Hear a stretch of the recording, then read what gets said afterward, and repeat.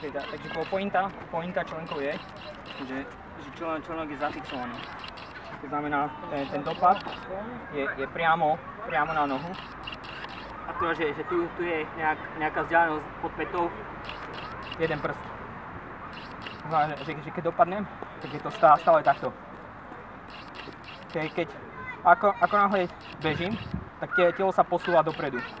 To znamená, že ja dopadnem na nohu, telo sa posunie dopredu a čo sa spraví, že stále je tu ten istý uhol, akurát ohne sa táto časť prsty. To znamená, pohyb je taký, že toto sa neohýba a ako sa pohnem dopredu, tak sa ohnú tie prsty. Na konci, čo sa spraví, je ľahký push, nič iné.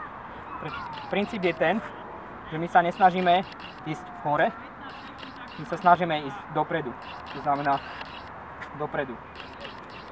Čo sa spraví s tou nohou potom, že keď ju mám tu ohnutú, tak je všetko na tej hornej nohy, aby presunula ten spodok dopredu. To znamená, že je tam švih tým kolenom.